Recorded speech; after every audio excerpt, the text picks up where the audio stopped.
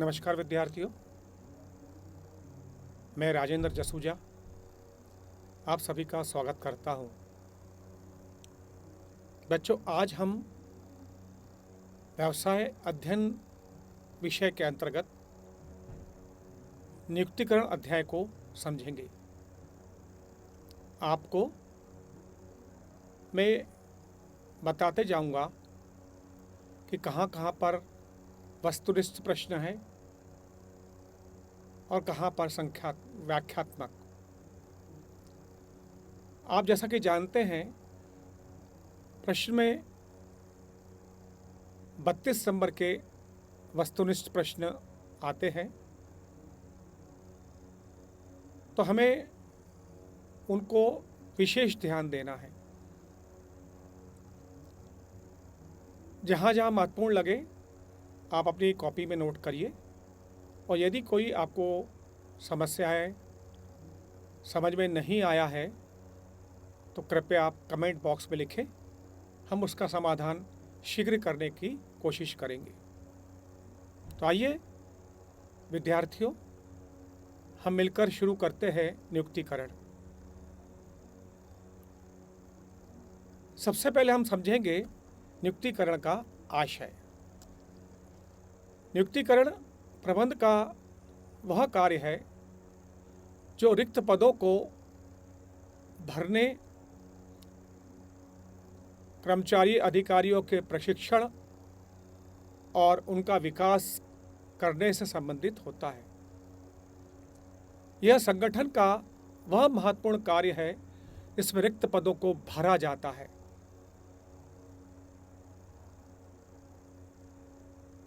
समय समय पर कई कर्मचारी सेवानिवृत्त होते हैं। कभी कभी दुर्भाग्यवश किसी की मृत्यु हो जाती है। कई बार कोई कर्मचारी संस्था को छोड़ के चले जाता है, तो संस्था में कई पद रिक्त हो जाते हैं। तो इन रिक्त पदों को भरने के लिए हम जो प्रक्रिया करते हैं वह नियुक्तिकरण कहलाती है। आइए अब हम देखते हैं नियुक्तिकरण की परिभाषाएं। बच्चों, पुस्तकों में परिभाषाएं अलग अलग विद्वानों की दी होती हैं। हमें उसमें जो परिभाषा अच्छी लगे हम वो याद करें। आपके सम्मुख में आपको जॉर्ज आर टेरी की परिभाषा दे रहा हूं। उनके अनुसार नियुक्तिकरण संतोषजनक एवं संतुष्ट कार्यशक्ति को प्राप्त करने तथा उसे बनाए रखने का कार्य है। यदि बच्चों परीक्षा में प्रश्न ये आता है कि नियुक्तिकरण की परिभाषा दीजिए, तो आप ऐसे ही कोई एक परिभाषा अवश्य दीजिए। आगे चलते हैं हम एक और परिभाषा देखते हैं थियो हेमन के अनुसार।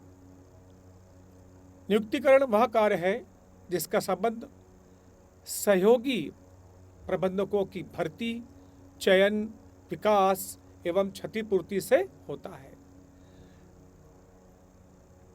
अब बच्चों, नियुक्तिकरण का आशय परिभाषा को समझने के उपरांत हम अब समझेंगे नियुक्तिकरण का महत्व। प्रबंध का ये महत्वपूर्ण कार्य है, मुख्य कार्य है, जिसके अंतर्गत हम भर्ती, चयन, प्रशिक्षण, विकास, वेतन निर्धारण आदि कार्य करते हैं।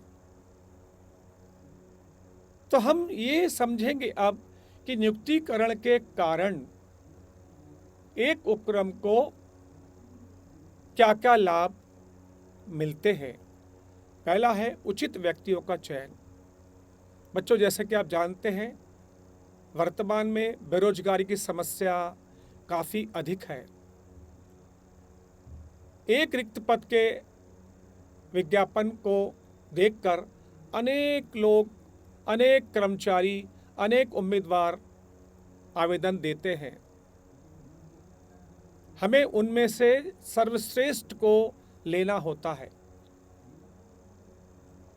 तो सर्वश्रेष्ठ कर्मचारी का चयन आसान प्रक्रिया नहीं है, लेकिन नियुक्तिकरण के द्वारा हम इस प्रकार के प्रयास करते हैं कि हम उन विशाल उम्मीदवारों में से सर्वश्रेष्ठ उम्मीदवारों को चयन करके रखते हैं।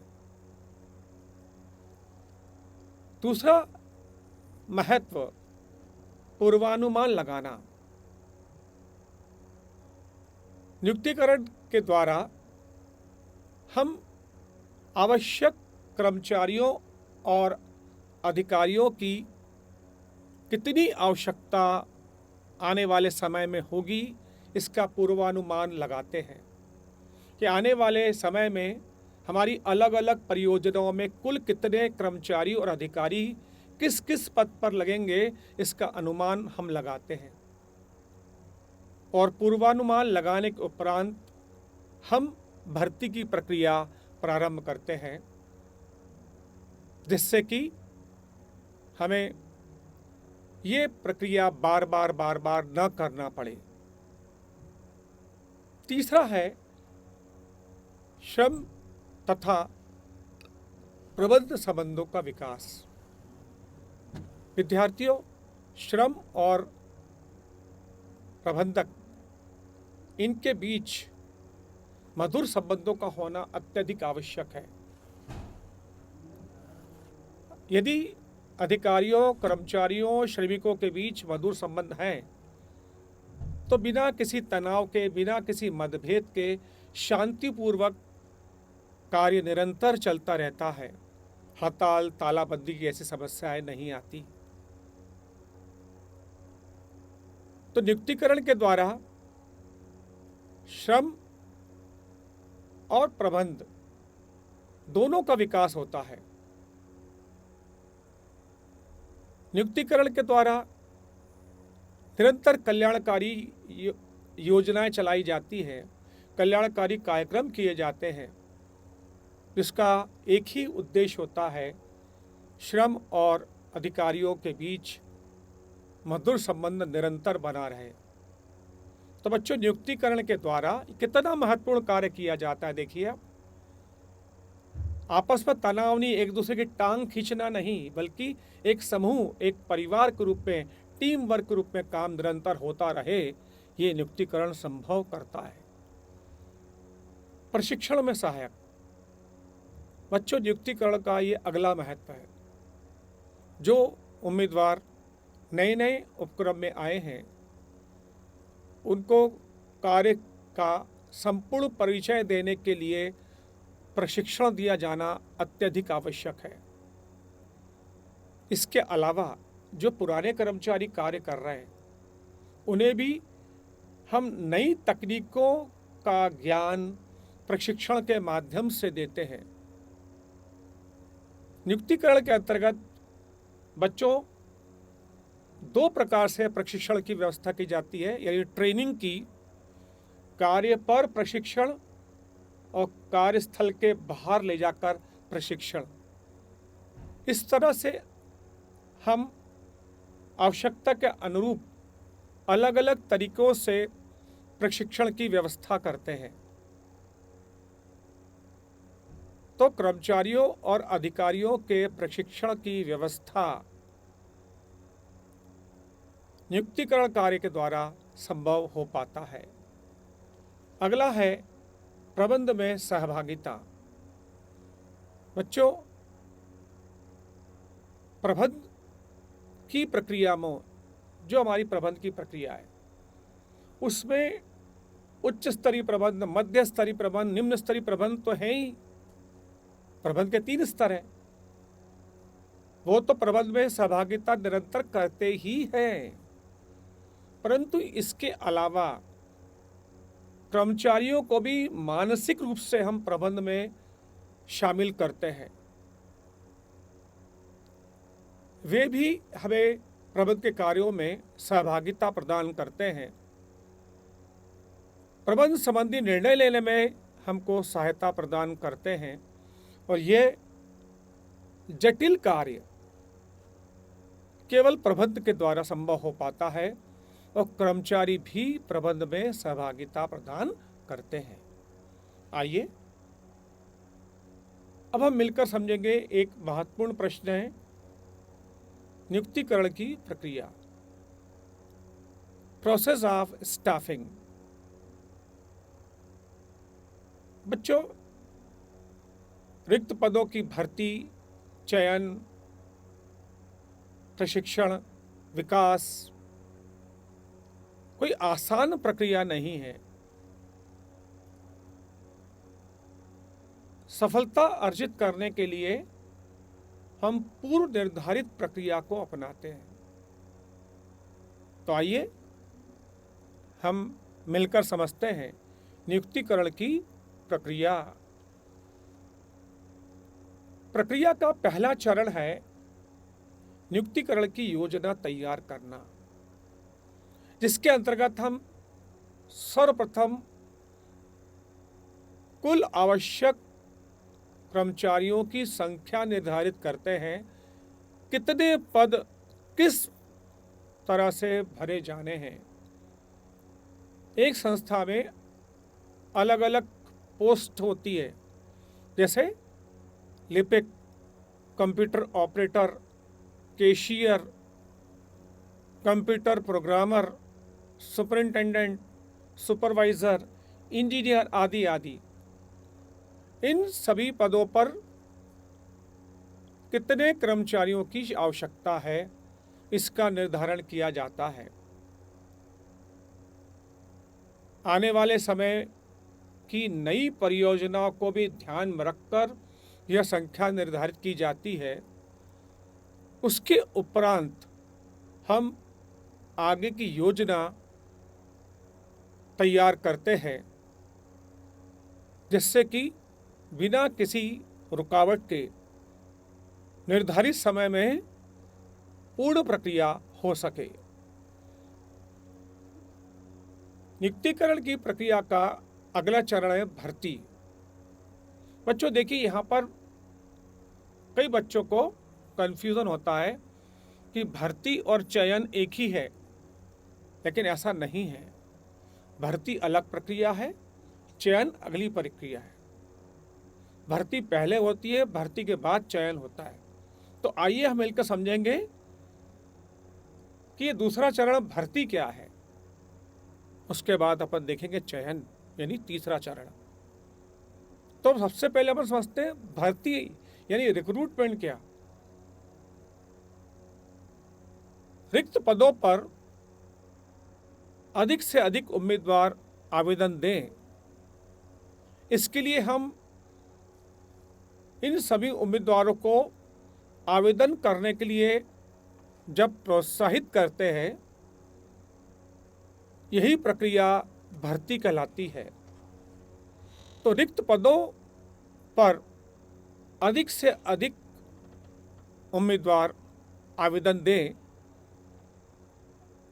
यह प्रोत्साहन उनके बीच करना ही भर्ती कहलाता है।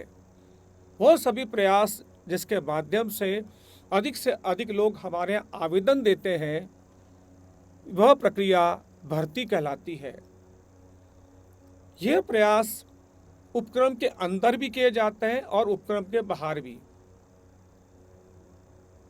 जब हम उपक्रम के अंदर ये प्रयास करते हैं तो वो कहलाता है आंतरिक स्रोत, और उपक्रम के बाहर जाकर जब हम प्रयास करते हैं वो कहलाते हैं बाहरी स्रोत, एक्सटर्नल रिसोर्सेज। तो भर्ती वह प्रक्रिया है जिसके माध्यम से हम रिक्त पदों पर अधिक से अधिक योग्य उम्मीदवार आवेदन दें, वह प्रक्रिया भर्ती कहलाती है। अगला है चयन। बच्चों, भर्ती की प्रक्रिया करने से कई लोग आवेदन करते हैं, आवेदन हमारे पास आ जाते हैं, ऑनलाइन या ऑफलाइन। जितने आवेदन आ गए हैं उनमें से सर्वश्रेष्ठ उम्मीदवारों को पद पर रख लेना, यही प्रक्रिया कहलाती है चयन। तो आए हुए आवेदन पत्रों में से लिखित परीक्षा, साक्षात्कार, चिकित्सा परीक्षण आदि करने के उपरांत हम जो योग्य प्रत्याशियों की पहचान कर उनको अपॉइंटमेंट देते हैं, यही प्रक्रिया चयन कहलाती है। जैसे एक उदाहरण लेते हैं हम, हमारे यहाँ 10 पद खाली है, हमने 10 पद के लिए विज्ञापन दिए। शैक्षणिक संस्थाओं में जाकर, समाचार पत्रों में, दूरदर्शन पर, रोजगार समाचार पत्रों आदि में, ये थी भर्ती की प्रक्रिया। अब हमारे प्रचार प्रसार को देखते हुए 500 उम्मीदवारों ने आवेदन दे दिया। अब हम ये 500 आए हुए आवेदन को अगली प्रक्रिया में शामिल करेंगे, लिखित परीक्षा लेंगे, उनका साक्षात्कार करेंगे, चिकित्सा परीक्षण करेंगे और केवल 10 कैंडिडेट उसमें से निकाल लेंगे, उनको अपॉइंट करेंगे। ये प्रक्रिया कहलाती है चयन। तो अब आप समझ गए होंगे बच्चों कि भर्ती और चयन में अंतर है। यह नियुक्तिकरण प्रक्रिया का तीसरा चरण है, चयन। आइए बच्चों अगले चरण की तरफ चलते हैं, वो है प्रशिक्षण। विद्यार्थी, जिन उम्मीदवारों का चयन किया गया है उनको सीधे कार्य पर नहीं भेज दिया जाता, बल्कि कार्य स्थल पर भेजने से पूर्व विशेषज्ञों के माध्यम से उन्हें आवश्यक कार्य का ज्ञान प्रदान किया जाता है, जिसे कहते हैं प्रशिक्षण यानी ट्रेनिंग। इस प्रक्रिया में उम्मीदवारों को कार्य की पूरी जानकारी सैद्धांतिक और व्यवहारिक रूप से दी जाती है, जिससे वे कार्यस्थल पर मशीनों के ऊपर, नई नई टेक्निक्स के ऊपर जाकर कार्य कर सके। तो कर्मचारियों और अधिकारियों को कार्य पद्धति, टेक्नोलॉजी आदि का संपूर्ण ज्ञान देने की जो व्यवस्था की जाती है वह कहलाती है प्रशिक्षण। बच्चों, इसकी अलग अलग विधियां होती हैं, जिसे 2 वर्गों में बांटा गया है, on the job training, of the job training, जो हम आगे जाकर अभी समझेंगे इसी कक्षा में। तो बच्चों, नियुक्तिकरण प्रक्रिया का चौथा चरण है प्रशिक्षण। अगला है निष्पादन मूल्यांकन। बच्चों, जो कर्मचारी हैं उनके द्वारा जो कार्य निष्पादित किए गए हैं उनका विशेषज्ञ मूल्यांकन करते हैं, एनालिसिस करते हैं, और यदि उन कार्यों में कुछ कमी मिलती है तो उसको सुधारने के लिए आवश्यक प्रयास किए जाते हैं, आवश्यक निर्देश दिए जाते हैं, जिससे कि आगामी प्रक्रिया में, आगामी उत्पादन प्रक्रिया में वैसी गलती दोबारा ना हो।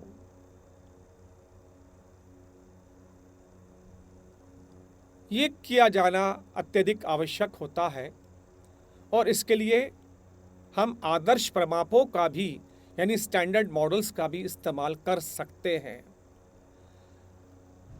नियुक्तिकरण प्रक्रिया का अगला चरण है पदोन्नति यानी प्रमोशन। बच्चों, संगठन के अंतर्गत नीति के अनुसार कर्मचारियों और अधिकारियों का प्रमोशन यानी पदोन्नति की जाती है। इससे कर्मचारियों को अभिप्रेरणा मिलती है और अगले चरण का उच्च पद का कार्य करने का अनुभव, मौका भी मिलता है। हर एक व्यक्ति ये चाहता है कि उसका प्रमोशन हो, अगला पद मिले, वरिष्ठ पद मिले, अधिक वेतन मिले, और यही व्यवस्था नियमानुसार की जाती है और कर्मचारियों और अधिकारियों को नीति के अनुसार, उनके कार्य परफॉर्मेंस के अनुसार हम अगला पद देते हैं, जिससे कर्मचारी और अच्छा कार्य करने के लिए प्रोत्साहित होते हैं। अब बच्चों अपन समझने जा रहे हैं नियुक्तिकरण के तत्व। यहां पर बच्चों वस्तुनिष्ठ प्रश्न बनता है कि नियुक्तिकरण के कितने तत्व होते हैं, तो हम उत्तर देंगे 3। भर्ती, चयन, प्रशिक्षण। यह रिक्त स्थान में भी आ सकता है, सत्य असत्य में भी आ सकता है। जैसे नियुक्तिकरण के 3 तत्व होते हैं, तो उत्तर होगा सत्य। मैंने प्रश्न को परिवर्तित करता हूं, नियुक्तिकरण के 5 तत्व होते हैं, आप लिखेंगे असत्य। तो बच्चों अब हम मिलकर समझने जा रहे हैं नियुक्तिकरण के तत्व। पहला तत्व है भर्ती, दूसरा है चयन, तीसरा है प्रशिक्षण। तो आइए सबसे पहले अपन समझेंगे भर्ती, रिक्रूटमेंट। बच्चों अब हम समझने जा रहे हैं भर्ती। जैसा कि अभी हम भर्ती का आशय समझ चुके हैं, तो आइए पुनः एक बार देखते हैं भर्ती का अर्थ। विभिन्न पदों के लिए भावी कर्मचारियों की खोज करना, उन्हें आवेदन पत्र भेजने हेतु प्रेरित करना, यही प्रक्रिया भर्ती कहलाती है। तो रिक्त पदों पर अधिक से अधिक योग्य कर्मचारी आवेदन पत्र भेजें, इस हेतु जो प्रयास हमारे द्वारा किए जाते हैं वो कहलाते हैं भर्ती। बच्चों, भर्ती की प्रक्रिया के स्रोत 2 भागों में बांटे गए हैं, आंतरिक स्रोत और बाहरी स्रोत।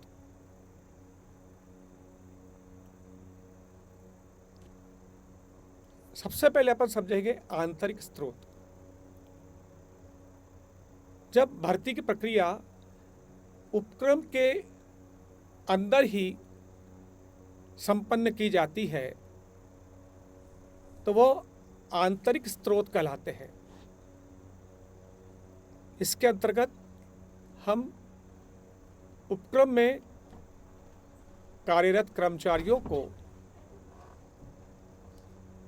वरिष्ठ पदों पर आने के लिए प्रोत्साहित करते हैं।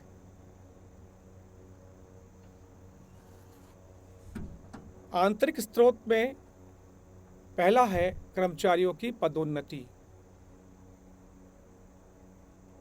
बच्चों, एक कर्मचारी को अगला वरिष्ठ पद देने के लिए हम प्रोत्साहित करते हैं, उच्च पद देने के लिए प्रोत्साहित करते हैं और उसे उस पद के लिए आवेदन देने हेतु कहते हैं। इससे संस्था में कार्यरत कर्मचारियों को अगला पद मिलने का अवसर मिलता है। दूसरा है ट्रांसफर। एक उपक्रम की कई शाखाएं एक ही शहर में, अलग अलग शहर में, अलग अलग प्रदेश में हो सकती है। तो जिस संस्था में कर्मचारी आवश्यकता से ज़्यादा है, वहां से कर्मचारियों को उन स्थानों पर समायोजित करने का प्रयास किया जाता है जहां पर कर्मचारियों की ज़रूरत है। ऐसे में हमें उन अधिकारियों कर्मचारियों को समायोजित करने का अवसर मिलता है जो किसी अन्य शाखा में आवश्यकता से अधिक है। बच्चों, आंतरिक स्रोत से भर्ती करना संस्था के लिए ज़्यादा लाभकारी है। आइए अपन देखते हैं आंतरिक स्रोत के क्या लाभ हैं। पहला है अभिप्रेरणा में वृद्धि। जब एक ही संस्था के कर्मचारियों को वरिष्ठ पद देने के लिए प्रयास करते हैं तो कर्मचारियों को मोटिवेशन मिलता है। जब उन्हें पता चलता है कि उनको अगला पद मिल सकता है तो वे और अधिक कुशलता, लगन, निष्ठा से कार्य करते हैं। दूसरा है नियम एवं नीतियों का ज्ञान।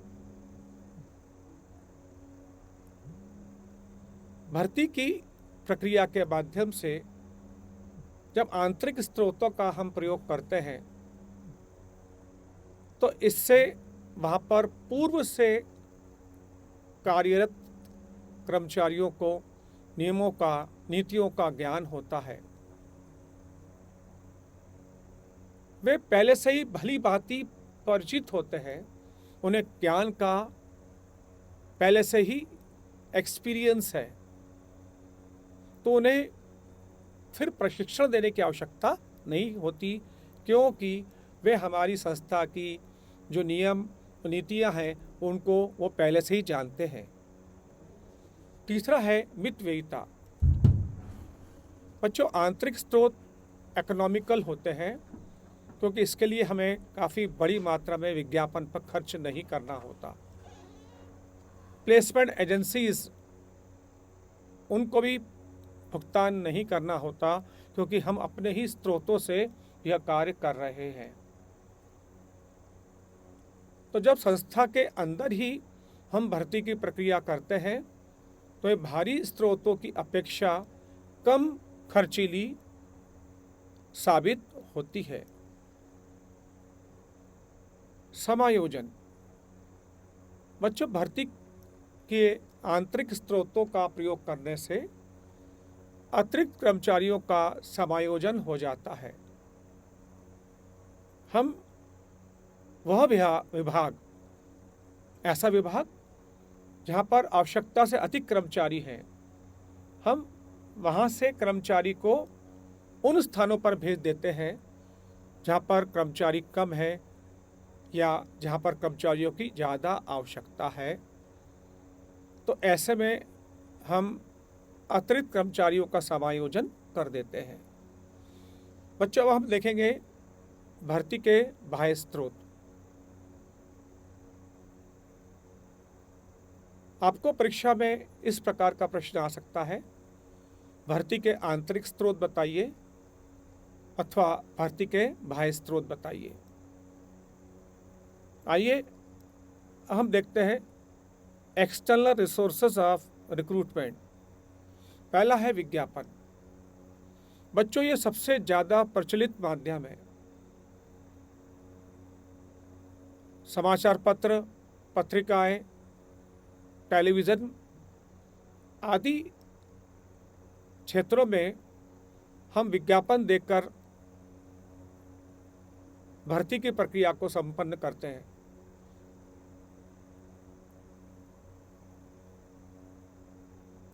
और इस स्रोत का सबसे अच्छा रिस्पॉन्स मिलता है। हालांकि ये खर्चीला है, लेकिन इससे सबसे ज़्यादा लोगों को पता चलता है और अधिक से अधिक लोग योग्यताधारी, अनुभवधारी आवेदन देते हैं। दूसरा है रोजगार कार्यालय। बच्चों, देश की सरकार ने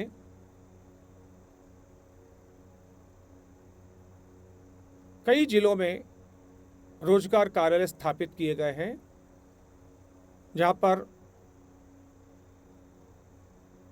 बेरोजगार व्यक्ति अपना पंजीकरण कराता है।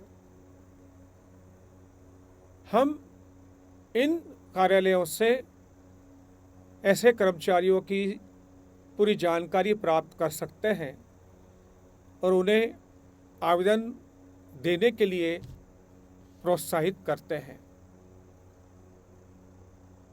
ऐसे कार्यालय लगभग सभी बड़े शहरों में मिलते हैं और ये भर्ती का एक आदर्श माध्यम माना जाता है। तीसरा बाहरी स्रोत है प्लेसमेंट एजेंसी। बच्चों, कई शहरों में अब निजी प्लेसमेंट एजेंसी स्थापित की गई है। यहाँ पर योग्य अनुभवी बेरोजगार व्यक्ति अपना पंजीकरण कराते हैं। भर्ती की प्रक्रिया में हम इन प्लेसमेंट एजेंसी का प्रयोग कर सकते हैं और अनेक लोगों को आवेदन देने हेतु प्रोत्साहित कर सकते हैं। अगला है शैक्षणिक संस्थान, कैंपस रिक्रूटमेंट। बच्चों, आजकल ये स्रोत काफ़ी अधिक प्रचलित है। इस स्रोत के अंतर्गत शैक्षणिक संस्थाओं में जाकर भर्ती की प्रक्रिया की जाती है, जिससे वहाँ पढ़ रहे विद्यार्थियों को आवेदन करने का अवसर मिलता है। इंजीनियर या कंप्यूटर प्रोग्रामर, प्रबंधक, वकील, ऐसे कई पेशावर व्यक्ति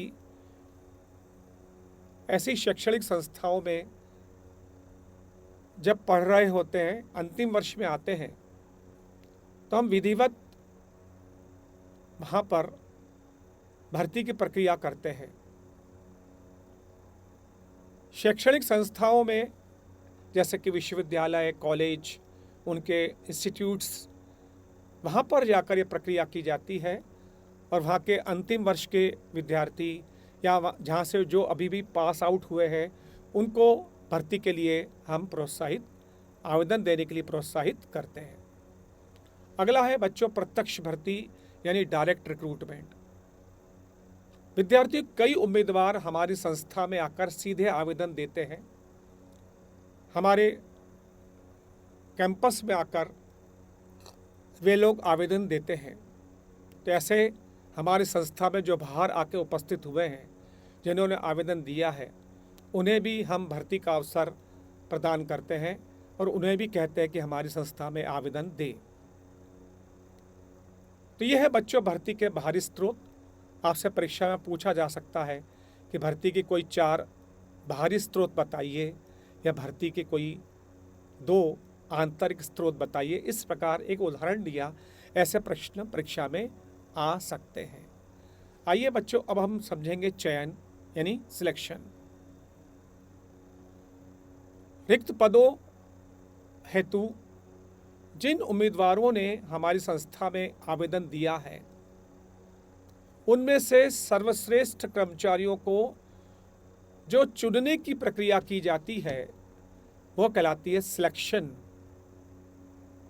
सिलेक्शन यानी चयन की परिभाषा डोनेल के अनुसार बच्चों हम देख रहे हैं।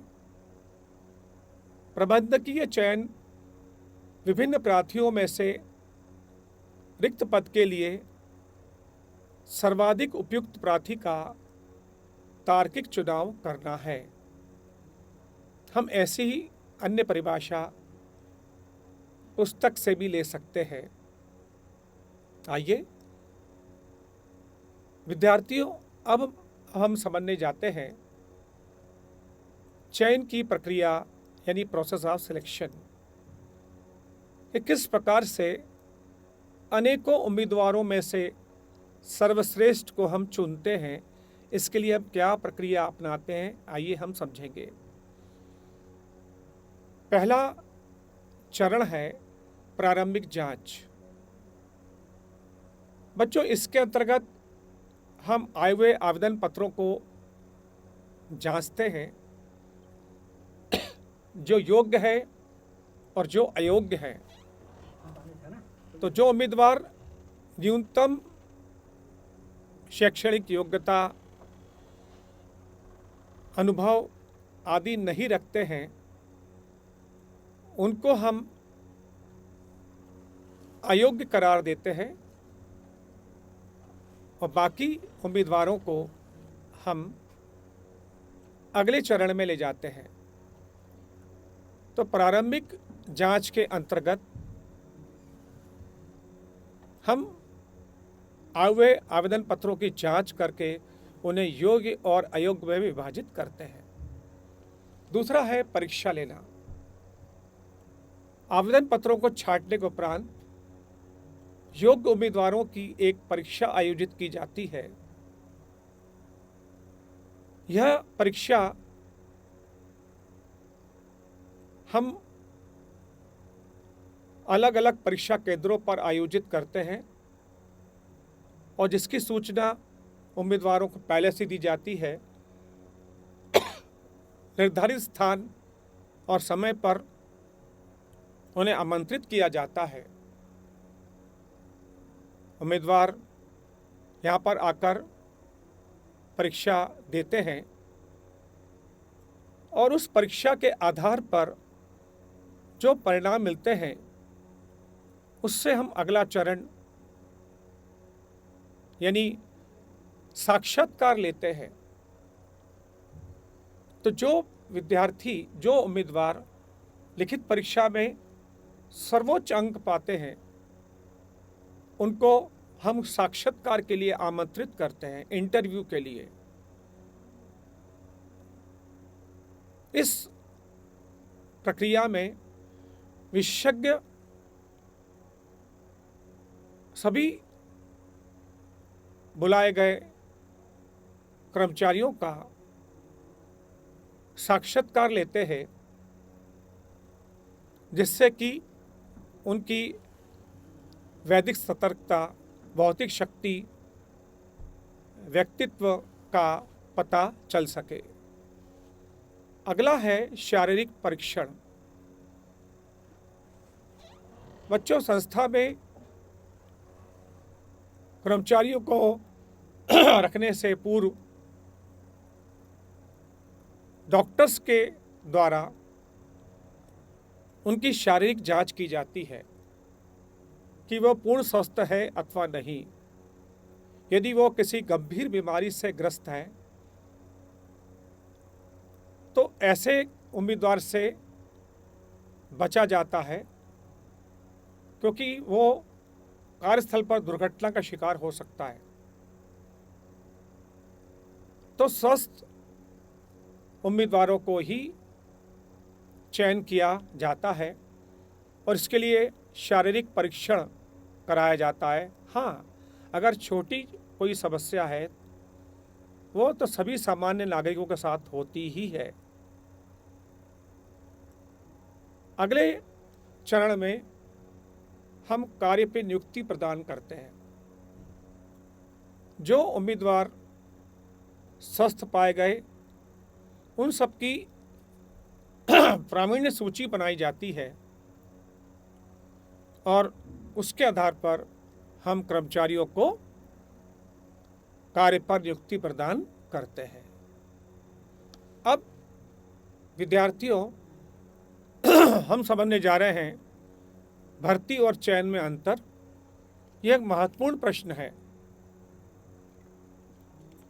आपको परीक्षा में यह प्रश्न पूछा जा सकता है कि भर्ती और चयन में अंतर बताइए। बच्चों, हम इसका आशय पहले ही बता चुके हैं। अब हम समझेंगे भर्ती और चयन में अंतर। हम इस प्रकार की एक टेबल बनाकर अंतर दर्शा सकते हैं। पहला अंतर है उद्देश्य। भर्ती का उद्देश्य है अधिक से अधिक कर्मचारियों को पद पर आवेदन करने के लिए प्रोत्साहित करना। चयन का उद्देश्य है आए हुए आवेदन में से सर्वश्रेष्ठ को चुनना। दूसरा है साक्षात्कार। भर्ती की प्रक्रिया में साक्षात्कार नहीं होता। भर्ती की प्रक्रिया में साक्षात्कार की आवश्यकता नहीं होती है, जबकि चयन के लिए साक्षात्कार की आवश्यकता होती है। अगला बिंदु है स्रोत अथवा प्रक्रिया। भर्ती के दो स्रोत है, आंतरिक स्रोत और बाहरी स्रोत, और चयन के एक निर्धारित प्रक्रिया को हम अपनाते हैं। अगला अंतर है क्रम। भर्ती प्रारंभिक प्रक्रिया है, जबकि चयन अंतिम प्रक्रिया, अर्थात भर्ती पहले आती है और चयन उसके उपरांत। एक और बिंदु ले लेते हैं, वह है संख्या। भर्ती हेतु आवेदकों की संख्या अत्यधिक होती है। चयन में आवेदकों की संख्या सीमित रह जाती है। तो यह है बच्चों भर्ती और चयन में अंतर। अब हम समझने जा रहे हैं प्रशिक्षण यानी ट्रेनिंग। बच्चों सबसे पहले अपन समझेंगे प्रशिक्षण का अर्थ एवं परिभाषा। कर्मचारियों को आवश्यक जानकारी, नियम, प्रक्रिया, कार्य करने का तरीकों से अवगत कराना ही प्रशिक्षण कहलाता है। यह वह प्रक्रिया है जिससे कर्मचारियों की योग्यता में वृद्धि होती है। आइए हम समझेंगे प्रशिक्षण की आवश्यकता, नेसेसिटी ऑफ ट्रेनिंग, कि क्यों एक उपक्रम में प्रशिक्षण को उपयोग में लाया जाता है। पहली आवश्यकता है प्रशिक्षित कर्मचारी न मिलना। बच्चों रिक्त पद पर कई उम्मीदवार सीधे शैक्षणिक योग्यता प्राप्त करने के उपरांत आते हैं। जैसे एक विद्यार्थी ने अभी अभी MBA किसी कॉलेज से किया है और उसने मैनेजर की पद पर एग्ज़ाम इंटरव्यू देके उसका चयन हुआ है। अब इसको पूर्व से तो प्रशिक्षण मिला नहीं है, तो ऐसे कई उम्मीदवार होते हैं जो प्रशिक्षित नहीं होते और उनको कार्यस्थल पर भेजने से पूर्व फिर प्रशिक्षण दिया जाना आवश्यक हो जाता है। दूसरा उद्देश्य है उपक्रम विशेष की आवश्यकता के लिए। बच्चे कुछ उपक्रम इस प्रकार के होते हैं जहाँ पर विशेष ज्ञान और कौशल के माध्यम से ही कार्य किया जा सकता है, अतः उन्हें विशेष प्रशिक्षण देना ही होगा। तो उपक्रम विशेष के लिए विशेष प्रशिक्षण का अरेंजमेंट किया जाता है और कर्मचारियों को प्रशिक्षण देना अनिवार्य हो जाता है। तीसरी आवश्यकता है आंतरिक वातावरण को समझने के लिए।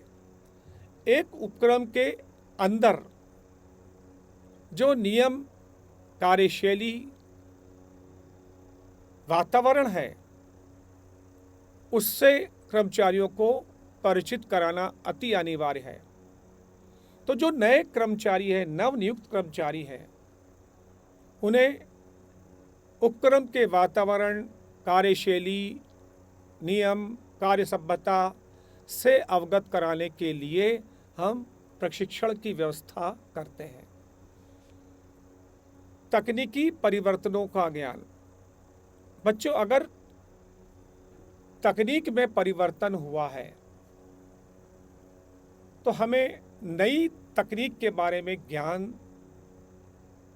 दिया जाना अत्यधिक अनिवार्य हो जाता है, क्योंकि नई टेक्नोलॉजी कर्मचारी जानते नहीं हैं। तो नई तकनीक से अवगत कराने के लिए प्रशिक्षण दिया जाना अत्यधिक आवश्यक हो जाता है। बच्चों, अभी अपन ने समझा प्रशिक्षण की आवश्यकता।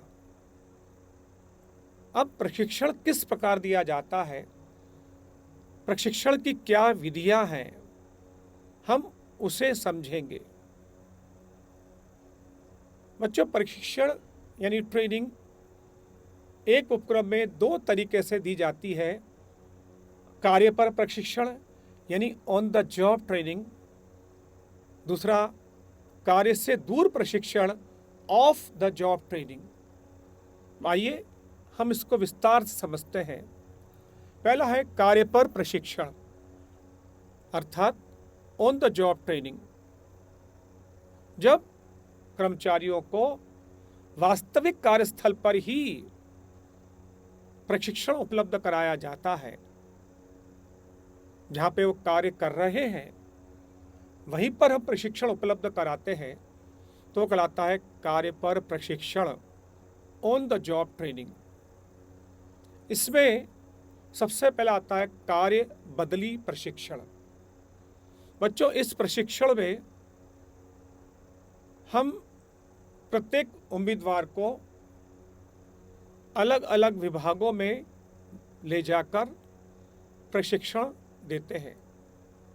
एक विभाग में सर्वप्रथम ले गए, वहाँ की संपूर्ण जानकारी देने के उपरांत उसको अगले विभाग में ले आया जाता है और उस विभाग के बारे में जानकारी उपलब्ध कराई जाती है। ऐसे करते करते सभी विभागों की जानकारी, प्रशिक्षण उन कर्मचारियों को दे दिया जाता है। समस्त विभागों की जानकारी मिलने के उपरांत उपक्रम को ये फायदा मिलता है कि वो आवश्यकता के अनुरूप उन्हें किसी भी विभाग में अपॉइंट कर सकते हैं, क्योंकि अब कर्मचारी हर विभाग के बारे में जानता है और वह किसी भी विभाग में कार्य कर सकता है। अगला है प्रशिक्षणार्थी कार्यक्रम। बच्चों, ऐसा कार्य जहां पर विशेष निपुणता, स्पेशलाइजेशन अत्यधिक आवश्यक है, तब इस प्रशिक्षण विधि का उपयोग किया जाता है। इस विधि के अंदर कर्मचारी को लंबे समय तक किसी विशेषज्ञ के साथ रखा जाता है। वो विशेषज्ञ के साथ लंबे समय तक कार्य करता है और उस कार्य विशिष्ट का व्यावहारिक सैद्धांतिक ज्ञान वो वरिष्ठ सदस्य के साथ रहकर पा लेता है और उसको उस कार्य की संपूर्ण जानकारी हो जाती है और वो भी उस कार्य का विशेषज्ञ बन जाता है। अगला है संयुक्त प्रशिक्षण। बच्चों, जब उम्मीदवारों को तकनीकी संस्था और व्यावसायिक संस्था दोनों मिलकर प्रशिक्षण प्रदान करती है तो उसे संयुक्त प्रशिक्षण कहते हैं। इसमें सैद्धांतिक और व्यवहारिक दोनों प्रकार का ज्ञान दिया जाता है। इस प्रशिक्षण के लिए हम किसी ट्रेनिंग इंस्टीट्यूट की मदद लेते हैं। ट्रेनिंग इंस्टीट्यूट के एक्सपर्ट्स और हमारी संस्था के एक्सपर्ट दोनों मिलकर कर्मचारियों को प्रशिक्षण देते हैं। यह कहलाता है संयुक्त प्रशिक्षण। आइए अब हम समझेंगे कार्य से दूर प्रशिक्षण, ऑफ द जॉब ट्रेनिंग। जब कार्यस्थल से दूर अन्य स्थान पर ले जाकर प्रशिक्षण दिया जाता है तो उसे कार्य से दूर प्रशिक्षण कहते हैं। इसमें सबसे पहले आता है सम्मेलन। इस प्रशिक्षण में एक सम्मेलन का आयोजन किया जाता है, जिसमें विशेषज्ञ सभी कर्मचारियों को कोई विशिष्ट प्रशिक्षण प्रदान करता है। समस्त कर्मचारी एक साथ बैठकर सम्मेलन को अटेंड करते हैं। विशेषज्ञ अपना व्याख्यान देता है, समझाता है, और किसी कर्मचारी को अगर कोई संदेह होता है या समझ में नहीं होता है तो उसको वो वहीं पर दोबारा समझ लेता है। दूसरा है चलचित्र। बच्चों, प्रशिक्षण के इस विधि में डॉक्यूमेंट्री फिल्म्स, मूवीज़ का इस्तेमाल किया जाता है। हम चलचित्र का इस्तेमाल करते हैं। कर्मचारियों को एक थिएटर में बैठाकर फिल्म के द्वारा प्रशिक्षण प्रदान करते हैं। चिकित्सा के क्षेत्र में, प्रबंध के क्षेत्र में इसका व्यापक उपयोग किया जाता है। अब आता है प्रकोष्ठ प्रशिक्षण। बच्चों, यह प्रशिक्षण किसी विशेष प्रयोगशाला में दिया जाता है। ये जो प्रयोगशाला तैयार करते हैं, इसमें हम इस प्रकार मशीनों को, उपकरणों को तैयार करते हैं कि ऐसा लगता है वास्तविक कार्यस्थल है। हम कृत्रिम रूप से मॉडल्स बनाकर रखते हैं और कर्मचारियों को बिल्कुल ऐसा लगता है कि हम वास्तविक कार्यस्थल पर कार्य कर रहे हैं। तो प्रयोगशाला में उपकरणों और मशीनों के माध्यम से कारखाने जैसे वास्तविक स्थिति तैयार कर ली जाती है और वहाँ पर विशेषज्ञ आवश्यक प्रशिक्षण प्रदान करते हैं। यह है प्रकोष्ठ प्रशिक्षण। तो बच्चों, ये प्रशिक्षण की अलग अलग विधियां आपने समझी। आपको यदि कोई डाउट है, समझ में नहीं आया है, तो आप अवश्य कमेंट बॉक्स में लिखिए। आपको परीक्षा में इस प्रकार का प्रश्न आ सकता है कि प्रशिक्षण की विधियां बताइए, प्रशिक्षण का महत्व बताइए। तो बच्चों, आज के लिए इतना ही। धन्यवाद। हम अगली कक्षा में अगला अध्याय समझेंगे। बहुत बहुत धन्यवाद।